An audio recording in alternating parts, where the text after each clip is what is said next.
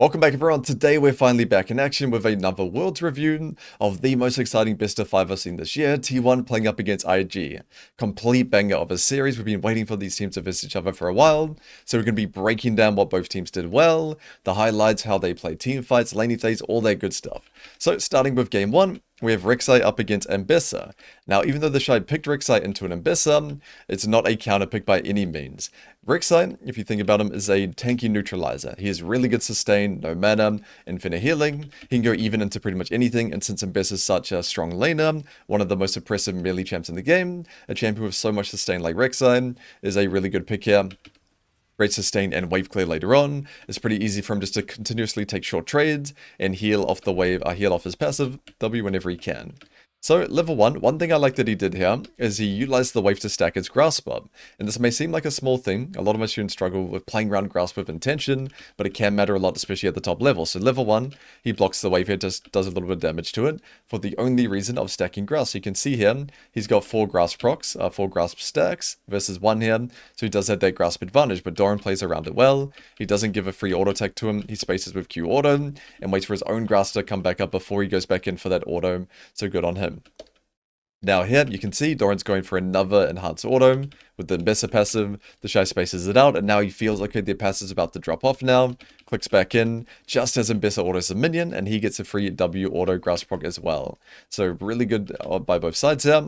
Now, one thing I like that TheShy did this game is even though he gave priority, he didn't give hard priority. He kept the wave relatively even the whole time, and they got level 2 and 3 at pretty much the exact same time. There's a massive difference between giving your opponent a massive wave advantage and having them be 2-3 minions ahead of you, compared to being even, just like he did here. You can see they both got level 2 at pretty much the same time.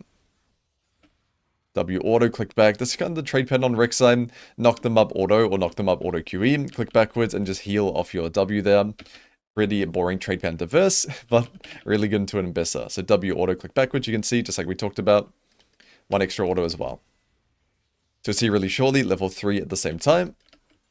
Auto E, click backwards, you can just see the trade pattern. So both parties like short trades here, but because TheShy has so much sustain, he does a bit less damage than Ambessa in the short trades, but he has more sustain, so it's relatively even either way. But of course, Ambessa is such a strong laner that going even, you're pretty happy for the guy playing into Ambessa.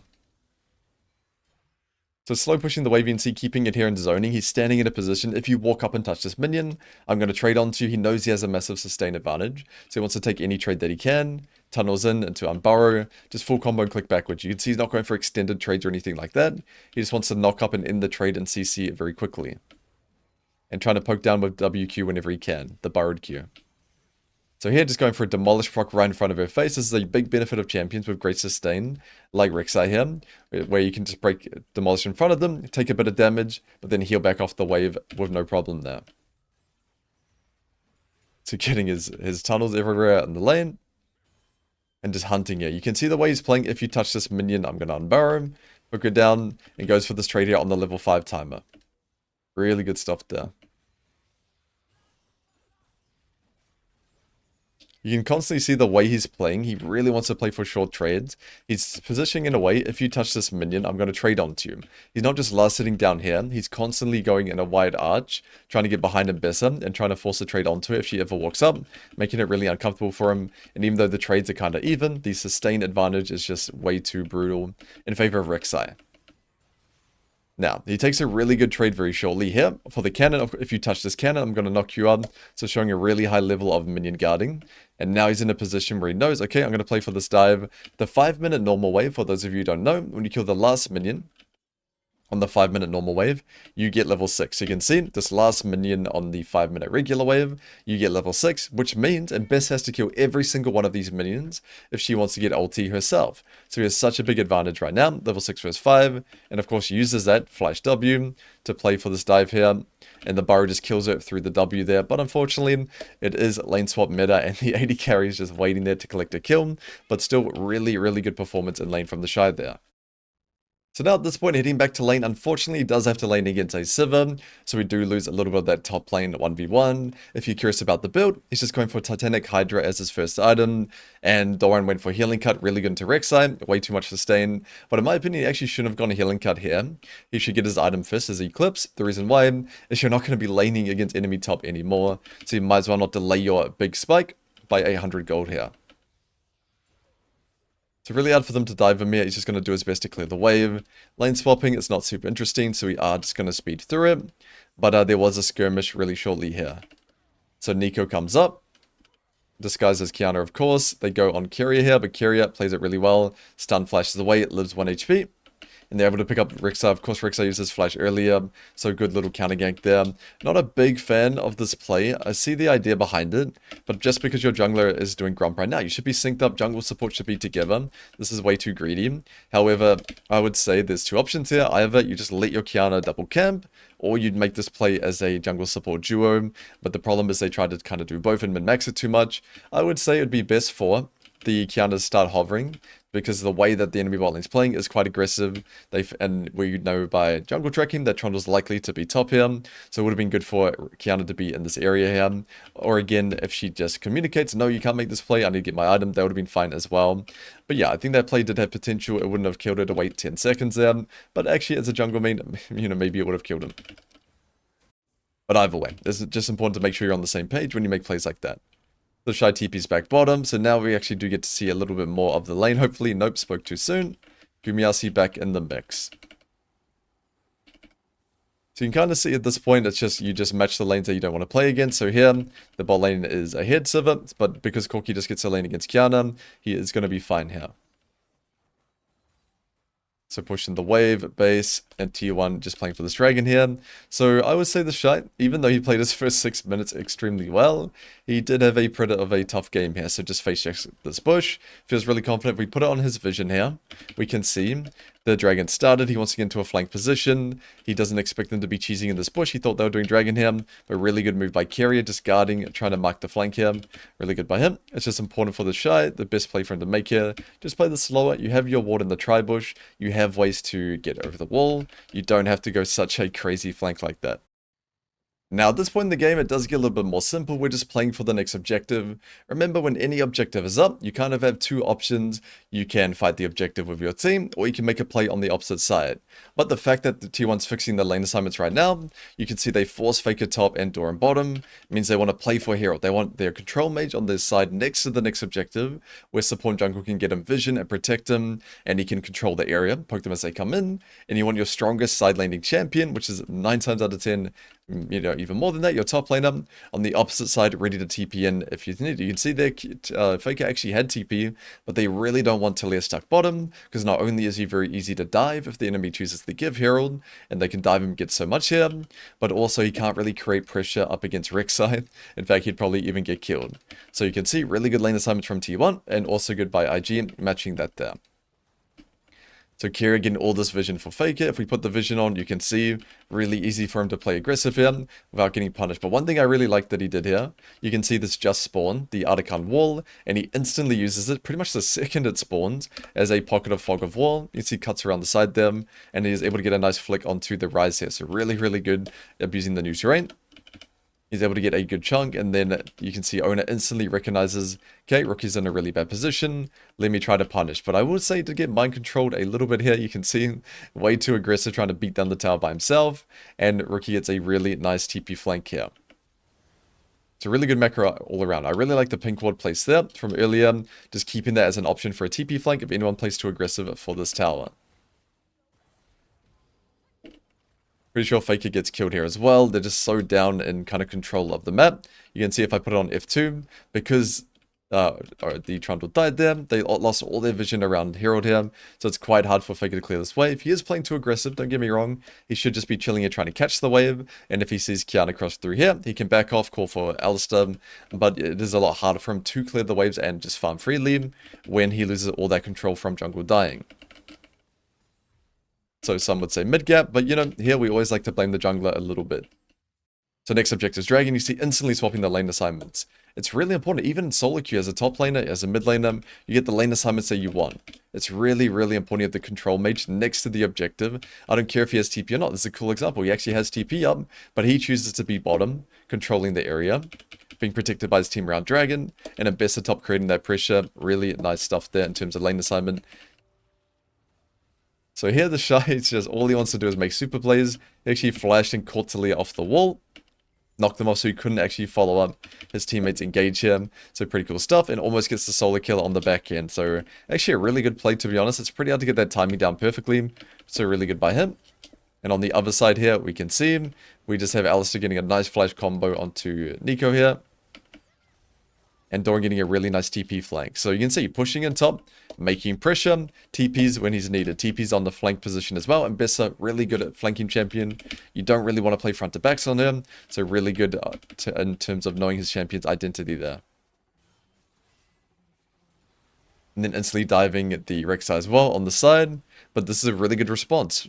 In this situation, you can either protect your teammate or make a play on the other side. So here, instead of protecting their 1 and 3 Rek'Sai, they make a play around mid here. And they're able to get a nice kill onto the Sivir. Really, really good stuff there. Now, this upcoming Artican fight, I remember watching it live. It was pretty stressful, but we're going to be breaking it down. So skip it a little bit to Artican being up, so around 21 minutes. So you can see both teams are just circling around it. No one wants to give this objective here. So if it goes about itemization, I'll put it up on the screen here. Kiana and Ryze extremely spiked. Corki really close to being spiked on their Manamune stack. And Sivir is really strong as well. So I would say this is not going to be a favored fight for T1. We have 1 item top, 1 item jungle, 1 item mid. And they have 2 items on jungle and mid here. So they do have a pretty big power advantage. But I wouldn't say it's unplayable. It would still be worth to fight this. But this is what I mean. Would it be better for Ambessa not to build healing cut and cut 900 HP and instead have Black Cleaver her 2 item spike on this timer here. But we'll play out the fight. So here we can see TheShy, really, really good positioning. Rek'Sai is not a front to back champion. You want to be looking for creative angles like this. So he's in a good position, but good warding by the Alistair. One thing I'd like if TheShy had a sweeper. I think having yellow trinkets very troll here. He needs to sweep his way in and make it very uncomfortable for them to play him, or at least bring a pink ward as well. So here we can see Alistair gets a really good engage, and this is why I got a bit stressed out. This is a thing that you communicate, your support communicates to you. I'm going to combo here. If we chain CC this Alistair combo with the Ambessa ulti, then we one-shot the 2 item fed shutdown Kiana with 200 CS at 21 minutes somehow. Nerf jungle. You can see insta-flash combo, really decisive, but the Ambessa ulti just out of range. Now, to give him some credit, there's a little bit of high ground, low ground that looks like it should hit, to be honest. It's a little bit unlucky for him, but still, it would have been better for him to play a little bit more aggressive on his positioning, because Ryze has no W here. You don't have to play so scared like this. You can be running up here, watching your Alistair, ready to follow up straight away. You just took a little bit too long here. Even flash ulting, of course we can say that in hindsight, so I don't want to say that. But just moving up a little bit earlier in advance. Ryze already comboed you. He already used everything onto you. You don't need to be kiting back so far like this. So that should have been an instant one-shot. So Nico gets a big 3-man ulti as well because they failed the one-shot. So it's pretty, because they're all trying to overchase, you can see. Doran flashes in, trying to really get this Kiana kill. So because they blew so much on her and didn't kill her, the fight ends up being bad. That should be an instant one-shot just from 2 people. And then the fight would have a much better position. But really good flank by TheShy here. He actually played this fight really well. So flanks here, just a knock up onto Talia. Chunks her instantly to half HP. And you can see just buying as much time as possible with the ulti. The ulti does a lot of damage as well, but it buys so much time. They're kind of waiting for you to come out of it. And then insta flashes onto the Rek'Sai burrow here. And then takes another tunnel onto Talia. So really, really well played team fight from TheShy. On Rek'Sai, you can see top laners play these champs better than junglers low key. Now at this point in the game, T1's in a really tough position. The reason why is Baron is up and Dragon Soul's up in 2 minutes. And the team that has Dragon Soul, when Dragon Soul and Baron's up at the same time, has a massive advantage. Because if you take Dragon and get full vision there, they can just go to Baron, take Baron and give you first Dragon. That feels terrible. Or if you go to Baron and get full vision and they do the same at Dragon, even if you do get the Baron, it's not quite as bad as a first situation, but now you have to verse Dragon Soul for the whole game. So the way you should do it is get to Baron early before Dragon Soul spawns, dump your vision everywhere, and then look to create a fight before it's up, so that they don't have to make you choose there. But here, I don't feel like they were strong enough to do that. They are behind right now, so that makes sense. So that's why they're just playing to kind of stall and get the item spikes, give 3 item in mid and AD carry, and just sort of hold control in their jungle, hope to get a pick, something along those lines here. So just clearing waves, chilling in the jungle. If we put on their vision, you can see they're just guarding vision, trying to get a creative pick with Talia combo or with Alistar, not looking to give them a Baron situation. So the enemy team knows, okay, if you want to control Baron, that's fine by us. 5,000 wards down at Baron and 47 Rek'Sai tunnels as well. So you can see they have really, really good control. So T1 actually had to end up giving Dragon Soul here because they weren't decisive enough in getting control around Baron. It's kind of a result of the Lost Artican fight. They're on the back foot and they weren't really strong enough to get full control here and play for it. So they were put in this uncomfortable position. I would still say the best play would have been to do that back here at Dragon Soul to try to push them out, play this a bit more aggressive, because if you take too long, and you give them this situation where they have full vision on Soul, where of course Dragon 10 times easier to take than Baron, then you're going to be in a much more difficult situation. So they ended up having to actually give Dragon Soul because they weren't able to get full control of Baron and make them fight them before that Dragon Soul spawned there. So you can see just holding this control really well, holding every single bush. Really good by IG here, not getting too excited to do the dragon right away. Holding the bush and chunking them as they come in. And then Alistar had to use exhaust and get chunked to 1 HP. So now they can no longer fight. So really, really good by him. They don't really have a full tank like an Ornn or a Cassante to face check. Like, yeah, the Alistar can and the, Trundle can. But as we saw what just happened, they will still get chunked quite heavily. So now controlling this area around Baron. Next objective, of course, so we've got both our top laners down at bottom here. Very, very straightforward. And you can actually see, if you're curious who wins the 1v1, it is a little bit skewed because Rek'Sai does have Infernal Soul, of course.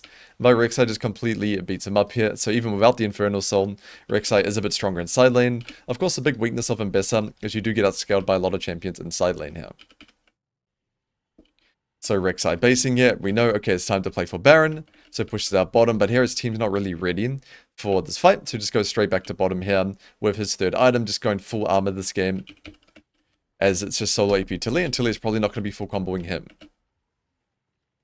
So one shots the wave, and then, goes for the trade here, looking to control this area.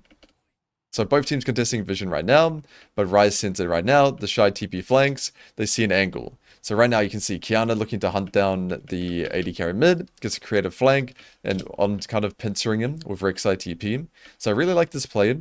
Ryze ulting here with Rek'Sai TP, trying to cut them off, and going on the Sivir here. So if this play stops right here before TheShy's flash, this is a great play. We got Sivir's flash for free, or for counter flash. Next fight with Rek'Sai flash, with Nico flash, he is a free kill. But TheShy way too excited. TheShy only makes super plays or super ints, there's no in between, and ends up giving a kill over. Now, what IG should do, even though this fight is winnable, what they should do is just back off, hold this area. T1 can't do Baron in front of them, they're way too strong.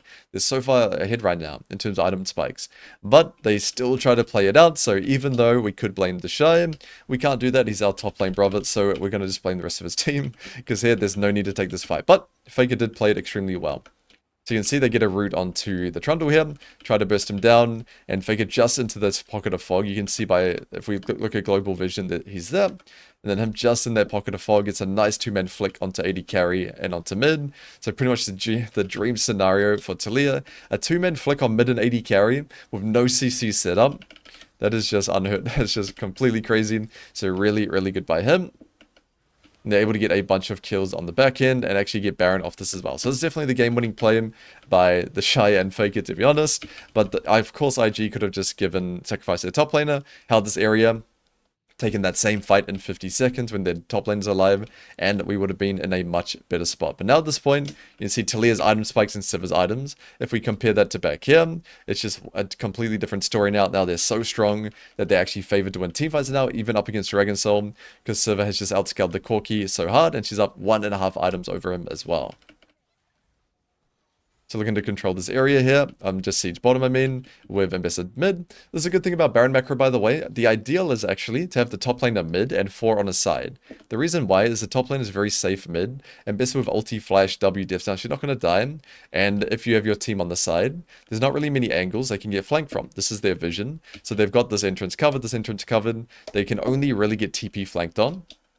There's a good chance they would have swept their way through. You can see they're actually sweeping through the jungle and stuff like that. So it's really unlikely they can get that TP flank onto them, and Rek'Sai no TP anyway, and a TP flank Ryze not that scary. So you want your 4 teammates bottom ideally, because it's really hard for them to get flanked, so it's a lot safer for them, and the top lane champ's normally a lot safer mid as a 1 stack. So this was a really good play by Kyria. I remember watching this. So they're sieging bottom here, and he's just kind of hunting for instant just combo. Really decisive, just runs at the Kiana here, gets the fight started, gets the stun onto Rek'Sai here, playing it nice and slow, not going too crazy here. Just slowly sieging, and then insta combo onto Mako. So I actually want to break down that Mbissa combo for our Mbissa players. I'm assuming he did an RQE, if we watch it back. So RQE, all on the same frame. Yep, RQE instantly. So everyone knows the RQ on Abyssa, but the RQE is, of course, all that damage while they're still CC'd from ARB. So it's really hard for them to react. Then he flashes away and just gets hit by the Q2. So really nice killing combo there. RQE into Q2. Just one-shotting the support and then kiting out. But of course, TheShy does finish him off here, trading 1-for-1. Really good flick onto Gala there, man. Faker's actually playing insane. Not to gas him up too much. Flash flick onto Corki too. So definitely a carry performance from Faker in the later half of this game. So Kyria just pops the ghost on Alistair, of course, and Convo's rookie, and able to get a nice kill, and then just end the game from here. So definitely an interesting game, a lot of throws back and forwards, I would say. Really good laning phase from TheShy. After that, maybe not so much, except for this Arakan fight. But I would say T1 just did a really good job team fighting, playing her in their control, making it really hard for them to fight into Talia, and they're able to get a lot of good flicks and win team fights off of that. Moving on to game 2, we have Sion up against Cassante, but we're not actually going to spend too much time on the laning phase, because in reality it's Sion up against Misfortune, and Cassante up against Kate Karma. Reason why is MF and Rakan, so we can lane up against the Kate Karma. They're just going to get way too far behind in the isolated 2v2, better to see your Cassante behind instead, as this champ can function with very little resources here. So we're going to skip through the lane, it wasn't really that exciting. It's just Sion going even up against MF, and Cassante doing his best not to get his tower exploded. But it is K Karma, so his tower did take a lot of damage here. But, of course, what can you do in a 1v2 here?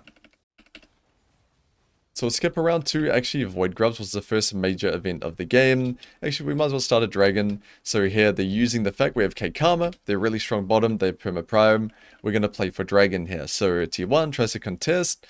In my opinion, they should just give this one, I think right now, level 4 Rakan with Spellbook. It's just too useless. Akali doesn't do enough damage here to really kill anything.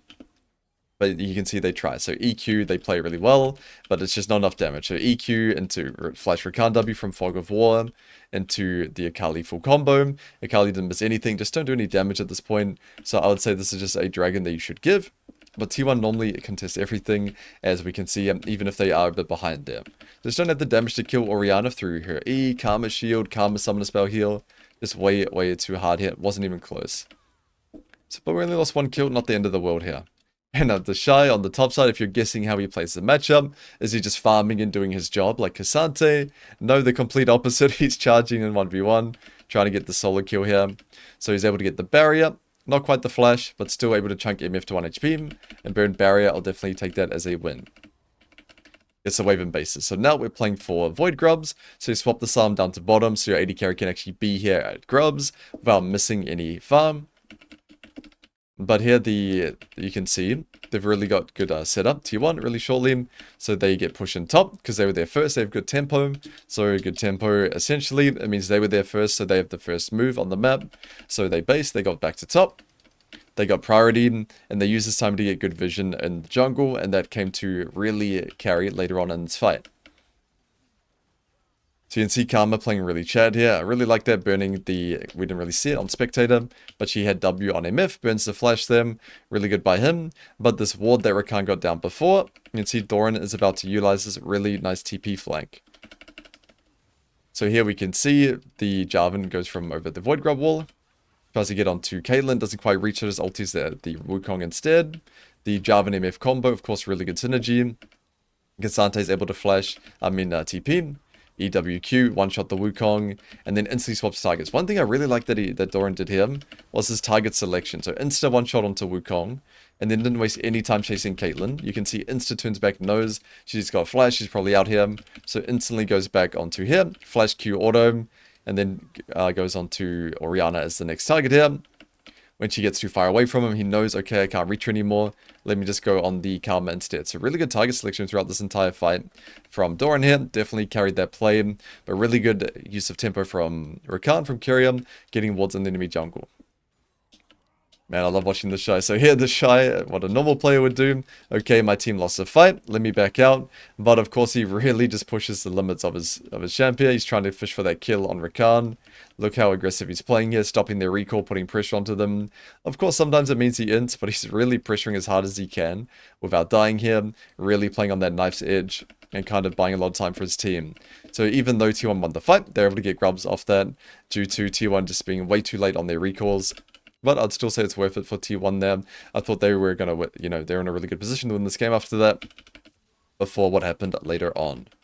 So we can see only at this point top and mid are spiked. Cassante gets a clean solo kill onto Karma. So they're trying to guard him so that he can't get back to the lane. So a really good sweeper by him. Pops the sweeper, flanks around the side here, and just instantly goes on to the Karma. One shots her from full HP as a tank with Iceborne, of course. He's able to defend this tower for a while up against the Caitlyn here. But if 3 grubs Caitlyn, of course she is going to get it eventually. So Karma comes up to help. And now T1's just going to be playing for this dragon really shortly. Another kill onto the Karma. And just here first getting control. So really good to deny that dragon soul win condition from IG here. So another fight here. So right now, like we talked about in game 1, you have 2 options when there's a neutral. You either contest it or you trade on the other side. So IG's decided we want to give this objective and trade on the other side because T1 were more spiked than them. So they give the dragon and they play for a kill on top. Of course, Akali quite hard to kill, but they get the tower, the wave, the camps. So this is what you want to do if you're giving an objective. You want to try to get as much resources as possible on the other side. Sometimes it's a kill or a dive, but if the enemy team plays really well, a lot of time it's just jungle camps and control. So Kyria forces too hard here, gets comboed by Wukong. TheShy going in for a 1v3 hero flank, of course. Really played, I would say, even though a lot of the time when he does this type of stuff, it is inting. He played this game really well. He created as much pressure as possible in these fights. He really, really made them sweat this whole fight. And then here, Doran made his first big throw of the game. So I see the angle here, right? We'll let it play out on 1x speed. So also Wukong clone back. I see the angle that he's going for. He wanted to go for a flash W into Wukong and bring him through the tower here to play for that kill.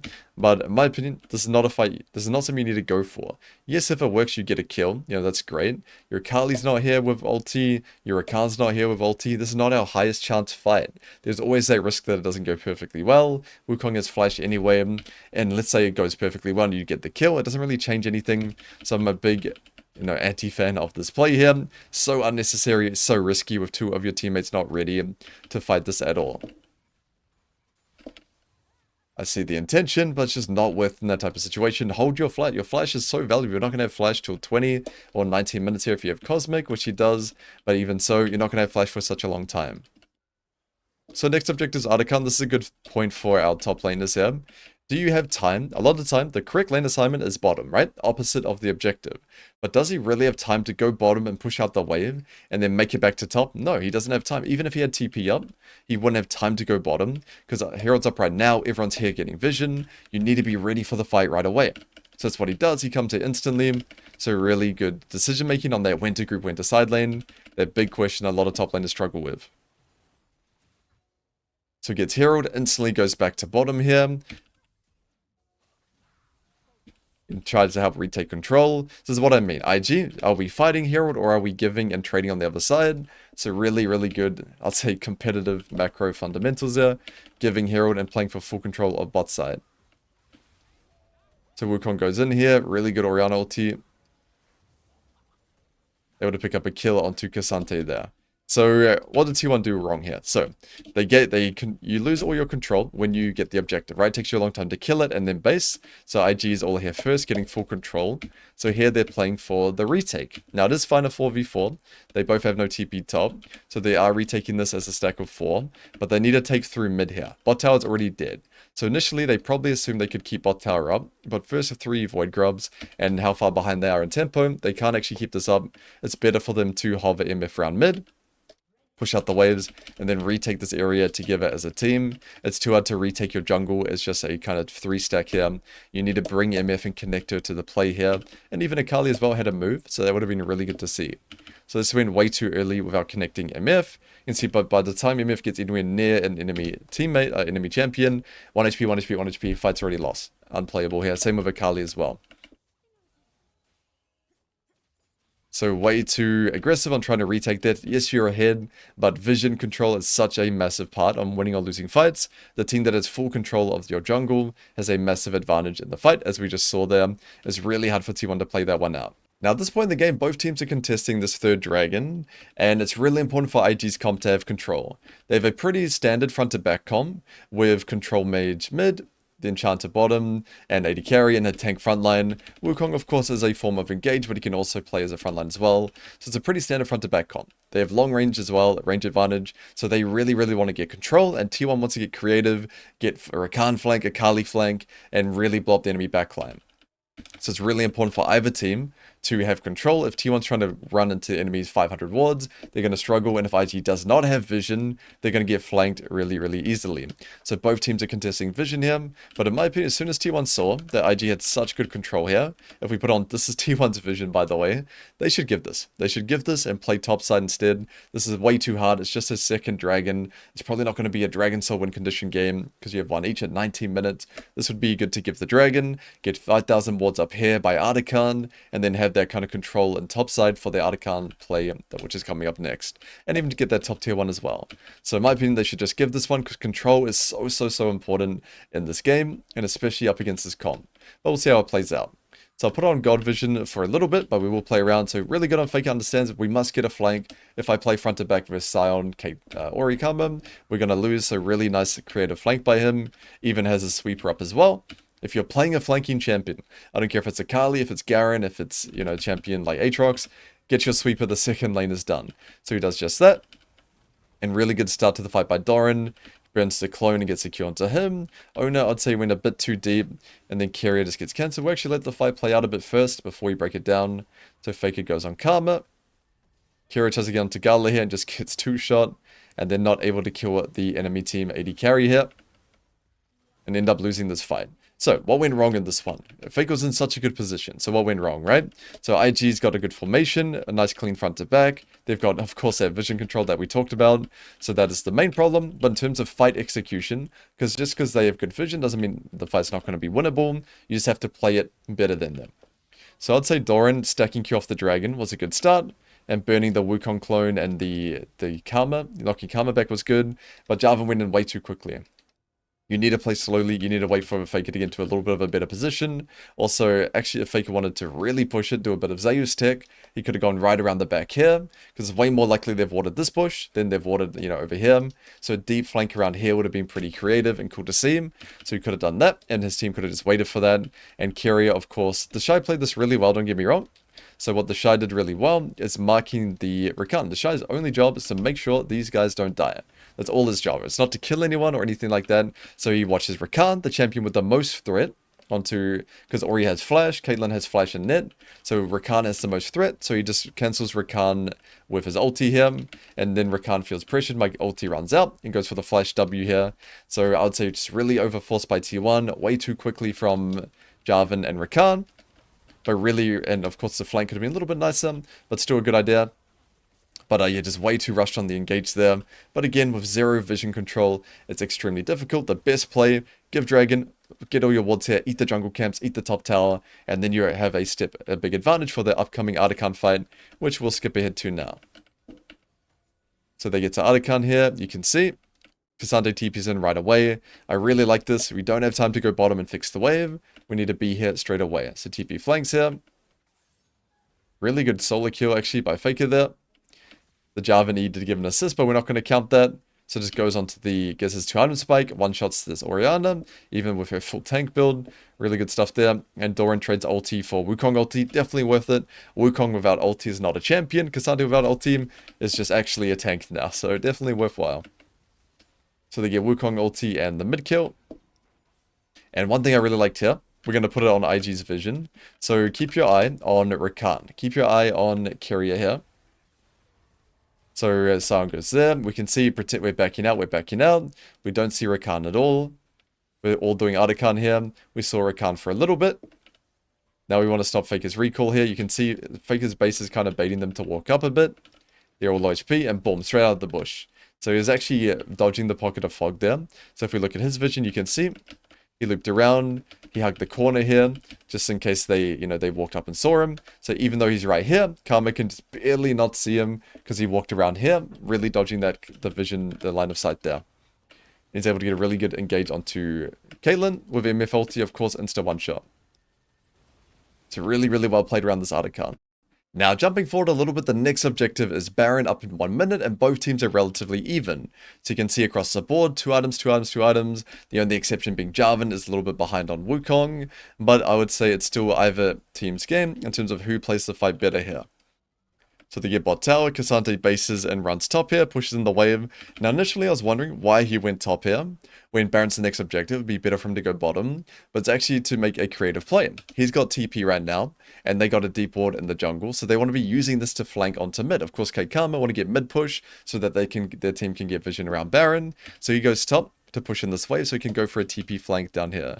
Of course, could have done the same thing by pushing in bottom, but it's still a cool idea to utilize this deep ward that they got on the previous sequence here. So TP's in a situation where they can't see him on the wave, and goes for a nice deep flank, owner going in straight away, kind of distracting them. They will have to focus onto him. And even though Kira didn't really get a good angle, Doran's already starting this fight onto the backline here. Really uncomfortable for Gala and Rookie to play it out. So cutting back here, just going onto the shot. Flash W, so really well played by Doran in this fight. You can see he's really creating pressure. Their backline can't hit anyone on the team except him, and he's not taking that much damage because he's playing Cassante, but kiting back, not taking too much damage for free. One thing I like about this play here, he stacked Q1 onto the Scion. Doesn't do any damage, but he's stacking his Q, and then he instantly turns here. You can see turns back Q flash instantly, and that's a Q2 flash, so he's not expecting it. He's not expecting Cassante Q3, because he doesn't see the animation, of course, so stacks Q1 here, Q2 flash onto Caitlyn, into W, into auto Q3. So really, really good play by him, stacking Q2 onto Scion. Q1 to Scion, then Q2 flashing, so they will get Q3 during the animation of, like, while the Caitlyn stunned them. So really, really good super play, good flank, good positioning, and it played it mechanically really well as well. Both these top lanes are so similar, they only make amazing plays or they completely sprint it down. There is no average game from these two. So fixes top bases, and now is the upcoming Baron fight. So Barons normally where the games are won or lost. These Baron fights, so whichever team gets there first and gets full control has that advantage. That's why he didn't go bottom here first. Even Faker, even though he has TP, why would we go bottom and push in the wave and make our team play a 4v5 around Baron? It's better to come here straight away. So that's exactly what they do. They come here, they try to get full control, and like I just said before, you went from making a super play to griefing the game. So I saw the vision, I saw where he went for this. The tower's so low, but it's just mechanically misplayed here. So here he misses the Q3. That's fine. Gets ultied in here. And this is just not a high chance play in my opinion. Doriana has Phage Rush. She's got 3 items. She's got Flash. I would say just going for this. And seeing that she got away, clicking backwards here is fine. Holding this area, buying time for your team. Sort of sheepdogging her, making her uncomfortable. Even standing back here would have been better. Keeping him trapped. Just way too excited on kill, kill, kill, kill, kill, over forcing. And fair enough, he was just unkillable before. But even this champion has its limits. Tanking 10 tower shots and the Ori ulti. Way too much, especially when you're building mainly armor on your build. So not a big fan of how forced that play was. Idea was good, execution. Just stand here and stare at her. Make it really uncomfortable, make it really hard for her to walk through you, and buy time for your team to join you, so that you're not starting off this fight as a 1 HP Cassante here. And then because the team was so desperately trying to follow him, because he went straight away, Gumiasi's positioning ended up being bad. A really good way to punish it by going through Fog of War, utilizing his W, getting a nice kill, and that was the game-winning play by IG, able to get Baron off of that situation and close out the game quite cleanly. Moving on to game 3, and this one wasn't as exciting as the other games, so we're mainly going to be focusing on the main points. We're not going to study the Galio versus Smolder top matchup, surprisingly, but just keep in mind the downside of the lane swap meta is, yes, you don't want to get shit on as Smolder into Yunara and the Renata, but the problem is Rumble is not Cassante, Rumble is not Scion. He's a lot easier to dive than these tanky meatballs that you swap out, so you'll see it really shortly. Xin Zhao just full clears down. Just kills all 6 of his camps and then collects his 7th jungle camp at the end, because Rumble just can't survive these dives, even with Leona shadowing him, as easily as a full tank champion. So really well played by Owner, though. Stacks 2 Qs on the tower. Kyria gets the Q into chain CCs it off the pullback. Able to get a clean 1 for 0 there. So really well played dive. So they come down a bit late to defend, so we can blame that one on jungle gap, of course, not there for the defend in time. So really cool idea here, TheShy and Mako just trying to zone them back from the wave, deny the cannon minion, deny XP. So really cool to see them really push their limits a bit, as TheShy does 24/7, and now playing for this dragon fight. So if we break down this fight here, we can see mid got push. If I could go push here, rotated down, looking to bait them in. E flashes, gets E flash on, and able to get a stun down just before he dies. So playing it slow here, TheShy comes over. Really good pullback by Kyria. Flashes into 3, trying to cook them down, get as much damage as possible before he dies. He knows that Kyria has no flash from when they dove him, so gets a bunch of damage down before he falls down. But because of the revive from Renata, Owner's able to get away and play this out, and really chatted by Gumiasi as well. I really like how all the players were playing the series. A lot of flashing forward, very little flashing away. So here flashes in, and trades flash for flash with Rookie there. Really, really nice there. And again, they're going to be fighting for this dragon back to back. Kill Faker one more time, but they're still going to be contesting this one. So plays for the crab here, goes on to Mako, calls down the gallery ulti, and able to get the Annie ulti over the wall. Nice clean kill on Leona. So far it's just a really chaotic game, just both parties are just fighting this out. Both parties playing it pretty well mechanically, and as soon as I said that, TheShy just full sends it, and almost gets killed there. So one thing I like about TheShy, really pushing his limits every fight. You can see, even though he got 1 HP in, he comes back in, trying to min-max as much as he can, dodges the Renata spells, kind of baiting them in, shooting rockets down. But of course it does lead to him dying a lot of the time. So if we watch the rest of this fight here, the team circling down, just played it way too quickly. He needed to hold this area. When you're playing for this, the most important rule is you play for the fight around the objective, not the fight itself. If you tunnel too out on the objective, which is why you went in too early, the dragon was getting low, you're going to make fight mistakes. If you give this dragon and win the fight, it's perfectly fine. So here he goes in way too early, and then by the time Leona is in range, 1 HP, no ulti, way too much has been blown here. You can kind of see it's just better to play it slowly, be willing to give the dragon, wait for Leona, wait for Hwayem, and then go in, maybe around now, when your teammates are all ready, so you don't have to limp away 1 HP with nothing left in the tank there. Because this fight definitely could have been winnable. You can see how close it was. Gumiasi just gets the kill, just gets the revive, all those small 1%ers there. Definitely just need to play this fight a lot slower from TheShy's point of view. Now, because this game was extremely chaotic, I'm not going to go through every single individual kill. We're mainly going to be focusing on the main points here. So Dragon's up in 1 minute at this point, and in my opinion, you probably heard me say this a lot, if you're IG, you should be looking to give this over and give your Smolder some time to get to 225. He's on 180 right now. By that 4th Dragon, he will have enough. Giving 3rd Dragon is scary, but giving 3rd Dragon and losing a fight, of course, way worse here. But they still try to play this one out. Now, I would say it is winnable. Of course, 200 spike on mid. He is extremely strong. But again, your AD carry is just so much less useful than enemy AD carry. It would be better just to wait this one out. But we'll see how they play it. So they control the area here. Have the Redemption to heal. Tags the Smolder here. Goes on in. Ulti's just before he gets CC'd. Just playing it nice and slow here. No one really overforcing. I like that Doran didn't blow his ulti there. There's no real way to lock this Smolder down until Zendao can stack up Qs. So really good patience by him. So standing in the front here, really creating space. TheShy looking for a flank on Rumble. Everyone's just holding this area. The dragon, and then popping the Renata ulti just as dragon gets low to make them choose. Either you give us this dragon, or you fight us and tank this. So you can see they all click backwards here, except Wei queued over the wall for the steal, and that led to his death. So same mistake from top and from jungle. They're tunneling way too hard on the dragon itself here. The fight needs to be your top priority. But because he had flash, this of course is a fine example of trying to steal and then flashing out. But you can see they're just so focused on the dragon that they should be playing a lot more for the fight, putting their mid stack towards that. So dumps ulti here, but it's pretty good if you can chain CC the Vi ulti with Rumble ulti and Leona as one, just one-shot somebody straight away. So I'm not a big fan of this Rumble ulti coming out so early as the first thing. You have two teammates, maybe even three if Rookie gets some good spells down. You have two teammates that are going to set you up consistently. Just hold your ulti. You don't have to do it on hard mode. You can wait. Like, yes, you did get some pretty good damage onto everyone, but you're not going to get the clean one-shot that you want with this type of draft here. So failing to execute the draft. And then him, playing like he's Sion, who spent the whole game running at them, proccing his grasp on cooldown, trying to do the same thing again, and Faker just instantly kills him, of course, with a Rumble ulti here. And on the back end of this fight, you can see him, Thorin was trying to go on to Vi. Vi tries to catch them out in the pit here while they're distracted, killing TheShy. Ulti Zenzel, but the Galio ulti buys so much time here. They're able to clean up a bunch of kills on the back end of it. So I'd say T1 definitely played the fight better.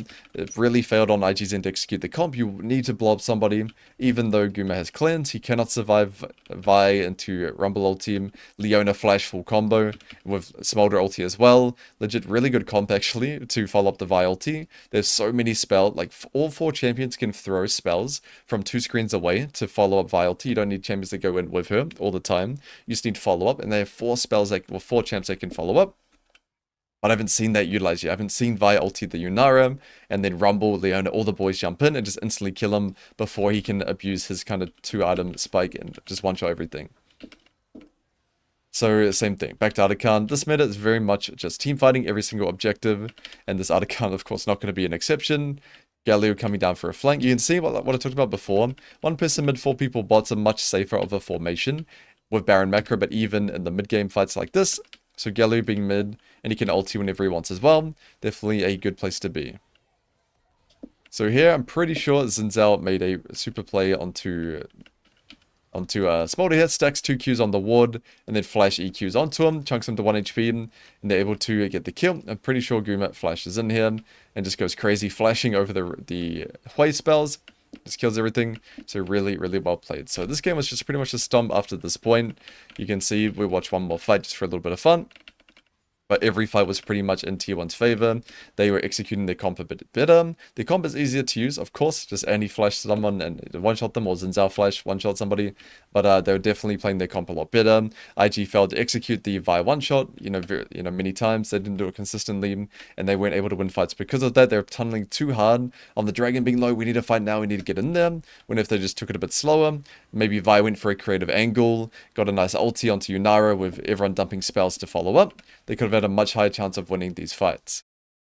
And for our final game, we do have a bit of a banger with TheShy playing Varus top, but unfortunately did not get the matchup into Ornn for much of this game.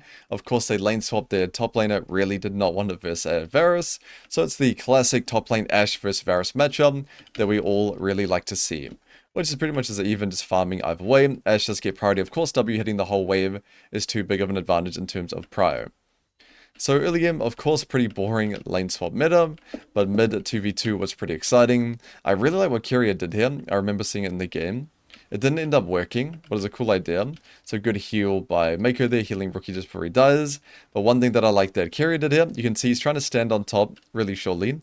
He tries to flash on top in response to Nautilus, to block the Nautilus auto attack, to make him right click him. He should have flashed a little bit faster, but still a cool idea, trying to stand right on top of him, body block him, and make it uncomfortable and difficult for Nautilus to auto him, because LeBlanc's W was on such a short cooldown. High chance he was communicating that as well. So pretty cool to see. So really good on Guma to base here, just gets the base off in time. You can see, just can't see him, or he would have shot the Q there and stopped his base, of course. Try to go for the no-scope, just missed out. Would have been a free kill for IG, so a little bit unlucky there. So because this game not much happened early game, we're going to skip to the grub timer. Of course, both teams really heavily playing around every single objective. So we can see Faker has a nice 12-13 CS gap. Bringing back his LeBlanc was pretty exciting to see. And both teams are playing for void grubs here. So Ornn's rotating up, playing for these grubs. You can see really good pink there. They can't see Ornn crossing here. And actually chills mid for a timer. When you verse melee mids like Katarina, Silas, of course never going to see Katarina in pro, but Silas, Akali, they have to go into trade, right? They have to go play in melee range to trade. So he's waiting for this area to punish him. He's able to get a nice angle, able to get the LeBlanc chain into Ornn ulti, into Nocturne ulti, instantly killed him. So I like how ready they were to punish the Sylas mispositioning. The second Sylas went in, there's all blue. The ultis, even the Ashe ulti came in as well, which was pretty cool to see. All the boys on the same page, instantly killing that Sylas there. But the problem with their comp, it's very ulti reliant, a lot of their champions, especially top jungle, so they decide to give the Void Grubs. I think this was a really good play. Finally, one of these teams gives an objective. It's what I like to see when it's not going to be a favored fight, because they got the free kill, so it is definitely still fine for them. And I'm pretty sure they also got one of those Void Grubs, so not too bad of a result there. So Ornn TP's here, and this is where I was quite surprised what ended up happening. So Varus TP's top, so finally we get to see the top lane matchup, Varus versus Ornn. Well, Varus, of course, we all love versing in solo queue, and they call up their team, so they push in mid, one timer, they rotate everyone up. This is the upside of playing Varus top. Just one-shots everything. You can see they're able to just one-shot this Ornn from full HP. But Owner did just come in just in time to trade 1-for-1 by killing the Nautilus here. So really, really good by him. So able to at least make it a 1-for-1. But Varus just does way too much damage with his W passive. You can see he can even one-shot a full HP Ornn under tower. Of course, he did have a little bit of help as well. So TheShy got his Blade of the Ruin King. No, it was next recall. So he's in a strong position. So now they're retaking bot side, pushing them out, playing for this bot tower. So IG's playing this quite well. What I like that they did here is they shrunk the map. So Rookie has TP. And remember our rule we talked about before. It's not the top laner is always opposite side of the play. It's the strongest side laner. And this game, it is actually still slightly Varus. He's a bit stronger than Sylas, but it's pretty similar. It's not like Varus is such a big gap between, Sylas and Varus in terms of side laning compared to maybe a champion like Mbessa, compared to some control mates like Orianna, right? Which is quite clearly different. So here, they decide to put Sylas top because he has TP and Varus doesn't, so that if they do make a play bot side like they're doing, heavily contesting for vision, for bot plates, then Sylas can TP if he's needed. So you can see you can be a bit flexible with the lane assignments, but if you have Talia and Mbessa, that's the example actually from game 1, you pretty much never want the Talia to be opposite side, even if they have TP, because it's just way too vulnerable for her to play, and she can't create that pressure. So TheShy having Bork here, really big spike, of course. Going to be looking to play for plates in front of this Ornn here. But Ornn also has his Radiant, so he is going to have a lot of wave clear. So one thing I like here from IG is extremely decisive. The second he sees him, just insta-flash hook, gets 2 flashes for the price of 1. And then the Pantheon follows up with a ulti here, with Sylas TP as well. It's a really good place from them here. So cutting backwards, and if we looked at what happened, the Varus counterpick coming in clutch can kill, this is a better example, can kill a full HP Ornn, so 3 autos into ulti, into E, into flash auto WQ, so able to pick up a nice clean solo kill onto Doran there. Insane damage on this champion. So he gets the kill, tries to get a plate, gets his base off as well. So building towards second item, the Hex Plate. So what Nocturne's got here, getting his Hex Plate second. Not quite sure if that's the best Varus build these days. You'll never catch me playing that champion. Got a bit of self-respect. But he goes for Hex Plate second in this game here. So at this point, next objective spawning is Dragon. So they've put Sylas top again, because he's just the strongest side laner at this point. He's not the strongest in terms of 1v1, but Nocturne can really easily kill this Varus in top lane, so they put Sylas there instead, so he can go for TP flanks after creating some pressure. Exactly what he did here. So he goes for the TP flank. We'll put on our vision here. Let's go on to the Pantheon. Nice clean kill. Rookie also solo kills Guma on the back end, but it is a 1-for-1, so not quite worth it. Not a big fan of this tank build every game. Rod of Ages, just way too little damage. If he had a high damage build here, surely he'd be able to kill with this Ashe here without dying himself. So not a big fan of that build. In fact, this would have been a good game for Electrocute Sylas anyway. So one-shot Pantheon here, kiting backwards. Turning onto TheShy. TheShy going for the flanking Varus. I'm telling you, this guy can only make super plays or super in plays. No in between. Flanking on Varus, you need to be repositioning with your team here. Playing more of that front to back style. But he does manage to, get a big chunk onto Owner here. So Doran actually played, we're going to be watching them later on especially. He played a lot of these fights extremely well on the Ornn. So we can see holding his spells here. So he goes for the Q, 2-man E onto them, presses ulti, and it looks weird straight away that he flashed, but the reason he flashed is he knows Nautilus has no flash from earlier, and now Nautilus can't CC him. If he stayed there, Nautilus could hook auto him, and chains CC him, so he can't actually R2. So he flashes over the wall, so Norlis can't actually reach him, and of course to, dodge vision as well. So I thought that was a really good play by him. It looks really weird, but the reason it's better for him to flash early is he can't flash while you're CC'd, of course, and if he doesn't flash, he is going to get chain CC'd and lose his ability to R2. So because of that, he was able to get a nice kill onto this Ziggs here. So really, really nice play. And he played really well every single team fight, so we're going to be skipping to the important ones. But this game was just a bloodbath perma fighting. So you can see here, even this was a nice play. He pretended to base, but he just looped around, waited for Nocturne to come, and plays for this kill. As I just gassed him up, he just did the weirdest E of all time. Really important that you don't use your E that way on Ornn. Just lead with movement, walk slowly towards him, then wait for the Saphir. And then QE just one-shot him straight away. He almost got his jungler killed. You can see TheShy bought so much time, got so much damage down. Really important that you lead with movement there. Now, way here, the biggest mistake you made is blowing your CC on Ornn. Ornn has W, Ornn has E, so much buffer through your CC. Just hold your stun and blow up the Nocturne one go. You let Nocturne live way too long. He got his ulti and is able to get a massive chunk onto the Ziggs here and actually live from spamming Triumph procs. So pretty bad ability usage from Pantheon there. You always want to use your stun, your CC on the prior target, and it's better to hold it than to waste it there. So they're able to get Dragon off that fight. So the macro in this game is not going to be too exciting. It's mainly going to be team fighting. A very, very action-packed game. Do we have time to go bottom here in terms of macro? A lot of my students ask me when to group, when to side lane. Do I have time to go bottom, fix the wave, and then join this fight? No. Herald's up right now. My entire team is ready. The Avengers are coming in. So it's better for me to drop bot tier 1 and fight this objective. As a general rule, it's okay to drop a tier 1, but not a tier 2. Unless it's for Baron, Soul, or Elder, right? Like a major objective. Even Artican's fine if it's a winning Artican fight. So here he drops tier 1 to be here early for this hero, especially on a champ like Ornn or a champ like Asante. Being at the fight on time, top priority. So now after getting the Rift Herald, he's helping his team retake control of bot side. And he sees Varus crossing, so of course they send in the Nocturne ulti and the Ornn ulti. Nice little combo there, and the Ashe ulti as well. Man, every single Ashe ulti has been on point this game. Really good by him. So cuts out here. Looks like Rookie missed the Silas R2. So steals the Ornn ulti. That's what I'm saying. Other roles can't play top lane champs as well as we can. So he probably doesn't have much experience playing Ornn, of course, fair enough.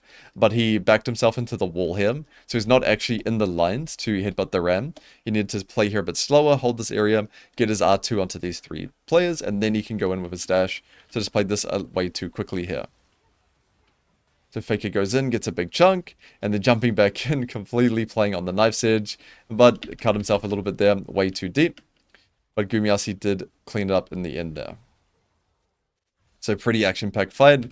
I'd say just the initial pick onto TheShy crossing, insta-killing him without really taking that much damage. Really won the fight. I really want to see them get a front-to-back fight going with Silas on a flank position. Just being able to utilize Varus and Ziggs together to one-shot somebody through not CC or through Varus CC. We haven't seen that yet. Very similar to Game 3. These teams are not really on the same page of using their abilities. It's very much one at a time, a lot of these situations. It's even pretty rare to see like a Nautilus ulti into full Ziggs combo into somebody. I think they could do a lot better with these Vi comps and these Nautilus comps of actually loading and dumping spells on the CC and blowing somebody up before they can do anything, kind of like T1 are doing to this Varus time and time again. So there's another fight that Doran played really well, so we put it on their vision to make it hard. Faker going for a nice flank, playing his champ's identity, so really good by him. So Doran goes for the, gets the E onto, was it Flashy actually? Yeah, so tosses the Q, clicks backwards, pretending he's not going to go in, and goes for the R flash E.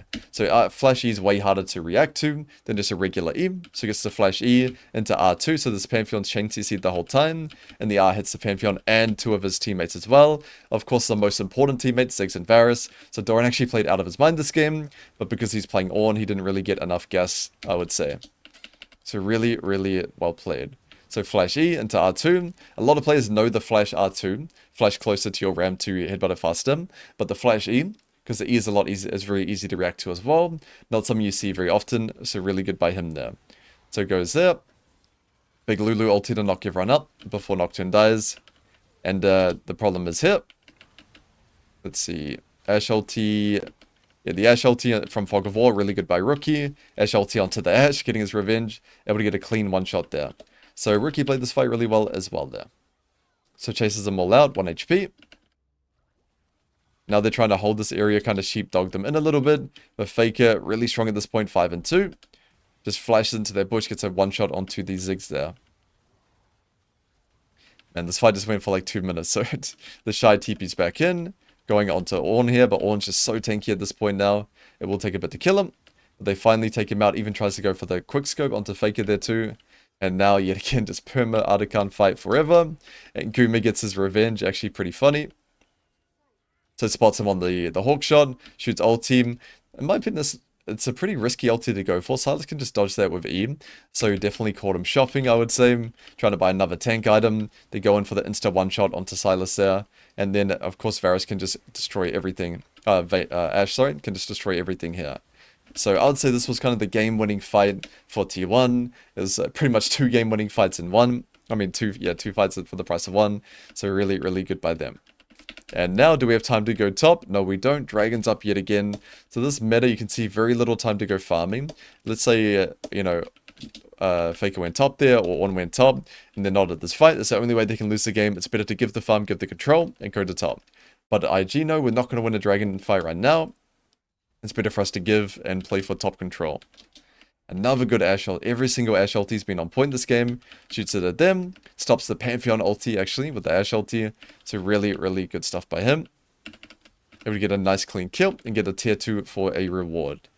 So Baron's up next. We have to go bottom here. This wave is coming in. We have TP on Ornn. And this is a good time to group up because we're not going to fight Baron right now. Our jungle mids still have to base. So this is a timing where it's really good to push in bottom and then look for to join the fight first. So on Ornn, your ulti's up. You're hunting mid. He's looking for the engage. If you touch this wave Ziggs, I'm going to ult you. That type of body language you can see. Really in position to punish him here. So threatening here, holding this area, trying to get a nice ulti from Fog of War, so he doesn't get cancelled by like a Ziggs W or a Varus ulti or something like that. Or an ulti, if you're not playing, playing around your own ulti well, you can get cancelled quite consistently. So doesn't get the surprise angle, but regroups up with his team. Of course, front to back with Ashe and Lulu. Gonna be fine for him. Pops the E and flashes back straight away. You see flash out and then pops ult team to make distance so nobody can chain CC him and stop his ult team. So able to burn the Varus stopwatch here. So another Ornn ulti in a row from Silas here, not getting the R2. So definitely these mid laners should stay away from our top lane champs. He just R2'd really early before his round came in. And I think in his defense, he thought that that Doran's ulti, he thought this was his one. Maybe just trying to give him a bailout, but either way, he R'd in way too early, so didn't get a nice Ornn ulti onto the enemy team here. At this point, they just so fired 3-item Ashe with Infinity Edge and a Lulu. Deathcap LeBlanc, of course, is going to kill everything and cleanly close out this game. So that's it for now. We'll wrap it up for today. Let me know if you enjoyed the video and you want to see me cover more games for Worlds. I'd love to do it, especially with T1, hopefully winning for a 6th time. Got to rip our boys, and I'll see you all next time.